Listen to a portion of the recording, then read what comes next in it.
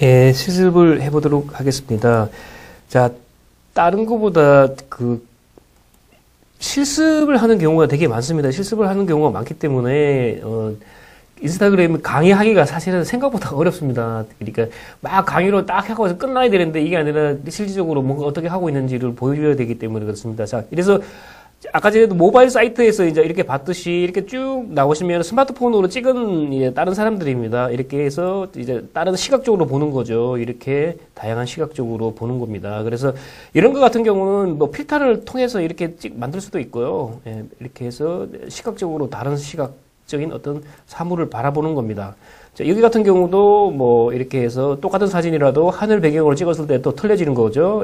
여기 같은 경우도 뭐 이렇게 틀리고, 지하철도 이렇게 사람들을 찍을 때 약간 필요한 사람들 찍고 흑백 처리했을 때는 훨씬 더 이제 조금 이제 어떤 감성을 가지고 있는 거죠. 이것도 인스타그램이 사람들한테 인기가 있는 이유도 대충 찍어도 사진 필터만 좀 잘 쓰면은 이런 사진 나옵니다. 그래서 여러분들이 이런 사진을 가지고 할 수도 있고, 아니면 뭐 연출을 할 수도 있고, 되게 다양할 할 수 있습니다. 이렇게 스마트폰으로 다 됩니다. 다 되기 때문에 여러분들도 끊임없이 이렇게 꼴라쭈처럼 이런 사진을 가지고 만들 수도 있기 때문에 여러분들이 도전을 좀 해보시기 바랍니다. 필터만 잘 쓰면은 될 수 있기 때문에 이렇게 두 장의 사진을 가지고 겹쳐서 이렇게 뭐 포토샵에서 약간 해야 되겠지만 뭐 이런 것도 할 수도 있고요. 그 다음에 흑백으로 이렇게 찍어서도 올릴 수도 있는 부분이기 때문에 좀 많은 노력도 하셔야 됩니다.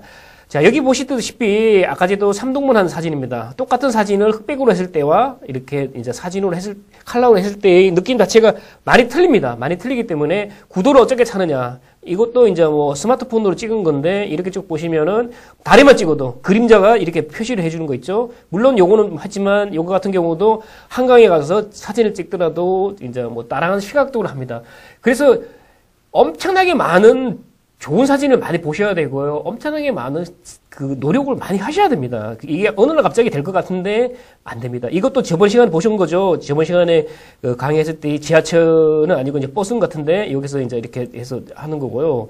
여기 같은 경우는 요 인스타그램입니다. 인스타그램에 이렇게 해서 이렇게 찍을 수도 있고요. 컬러로 표현을 하는 것보다 흑백으로 할 때 더 훨씬 좋고, 이렇게 계단을 내려오는 걸 가지고 이렇게 찍을 수도 있습니다. 그래서 여러분들도 조금만 노력하시면은 이런 사진 충분히 찍을 수 있습니다. 그리고 지나가다가 이렇게 봤을 때 뭐 여기가 중국인지 아니면 어딘지 잘 모르겠지만 여기가 이제 한문이 있네요. 한문이 있고, 이런 걸 가지고 사람들 할 때 이렇게 주는 겁니다. 그래서 사진을 찍을 때 만약에 이런 좋은 소재거리를 하실 때는 사진을 한 장만 찍는 게 아니고요. 수도 없이 찍으셔야 됩니다. 그러면 그 중에 두고두고 그 사진을 가지고 여러 각도로 두고두고 쓸 수 있기 때문에 많이 찍으셔야 됩니다. 그리고 거울이 없는데 이렇게 하고 있죠. 거울이 없는데 이 거울인지 모르겠는데 이렇게 다양한 어떤 그런 걸 가지고 사람한테 관심을 끄는 거죠. 자, 이 그림자입니다. 그림자. 여기가 어딘지는 잘 모르겠는데 해변 같아요. 해변에 모래사장에 비치는 물기가 있는 모래사장에 비치는 그림자를 가지고 찍을 수도 있고요. 예. 자, 이거는 전봇대를 밑에서 찍은 겁니다. 예. 그리고 이거는 약간 흐리게, 약간 흐리게. 그냥 찍어서 필터 처리할 수 있습니다. 저번 시간에 보셨죠? 지하철에 나오는 이제 여기에 손잡이. 자, 이거는 쓰레기는 아니고요. 여기가 이제 뭘 팔고 있는데 거울에 비치는 영상입니다. 이런 기법들을 사실은 사진가들이라든가 이제 화가들을 많이 쓰던 기법들입니다. 그래서 여기서 똑같은 글을 쓰기 때문에 거울에 비치는 어떤 영상들을 가지고 할 수도 있고요. 여기 같은 경우는 이제 요거를 잘라서 다시 밑에 이제 글자를 넣는 겁니다. 글자를 넣는 건데 훨씬 더 사진만 풀로 들어가는 것보다 공간이 있고 그 밑에 글자가 들어갔을 때 훨씬 더 의도를 전달할 수 있는 게 많죠. 깨진 유리창도 이렇게 봤을 때 또 다른 느낌이 나는 겁니다.